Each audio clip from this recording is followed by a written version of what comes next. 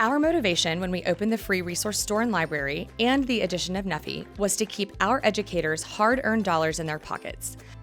As teachers, we really try not to spend our own dollars in the classroom. It's with 300 plus band students, and because of band and the things that we use and invest in, it does add up too quickly for our families and for our households.